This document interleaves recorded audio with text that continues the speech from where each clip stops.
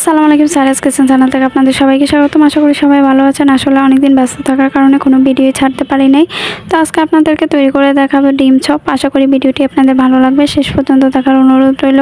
আর হ্যাঁ, অবশ্যই কিন্তু লাইক, কমেন্ট, সাবস্ক্রাইব করে পাশে থাকবেন। তো চলুন শুরু করি আজকের ডিম চপ। তো আমি এখানে প্রথমে কিছু আলু সিদ্ধ করে নিয়েছি, তারপর হাতের সাহায্যে ওই সিদ্ধ করা আলুগুলোকে একটু মিশিয়ে নিলাম।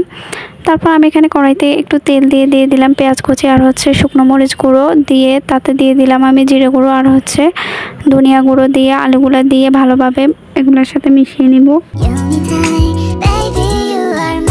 এই যে আমি মিশিয়ে নিলাম। তারপর এখানে দিয়ে দিলাম পরিমাণ মতো লবণ দিয়ে আবার ভালো করে মিশিয়ে নিলাম। এই যে আমার আলুটা একদম হয়ে গিয়েছে, এখন আমি উঠিয়ে নিব। তারপর আমি সিদ্ধ করা 2টা ডিম নিয়ে নিয়েছি, এগুলোকে এখন আমি ছুরির সাহায্যে স্লাইস করে নিব।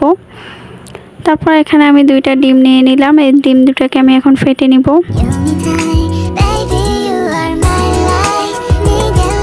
তারপর নিয়ে নিলাম বিস্কিট গুঁড়ো। তারপর আমি আলুগুলোকে হাতের সাহায্যে এরকম গোল করে একটা সিদ্ধ ডিমের স্লাইস এটার ভিতরে দিয়ে আবার ভালো করে আমি এগুলাকে গোল করে দিব।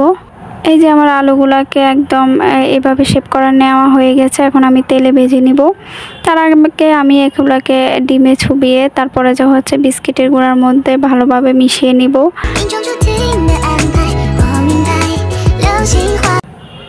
এভাবে আমি সবগুলো আগে করে নিয়েছি। প্রথমে আলুর ইয়েটাকে ডিমের মধ্যে ছুবিয়ে তারপরে বিস্কিটের গুঁড়ো লাগিয়ে নিয়েছি।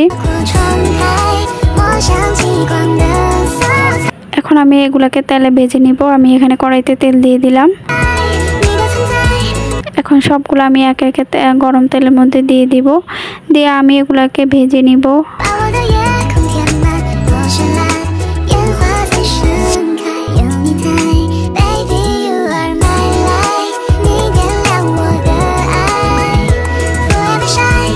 ডিম চপগুলোকে আমি এপিট ওপিট করে দিব যাতে দোনো পাশে সমানভাবে হয়। আর আমার ডিম চপগুলো কিন্তু প্রায় অনেকটা লালচে হয়ে আসছে, আর একটু আমি ভেজে নিব, তারপর আমি উঠিয়ে নিব। এই যে আমার ভাজাটা কিন্তু একদম কমপ্লিট, এখন আমি উঠিয়ে নিব।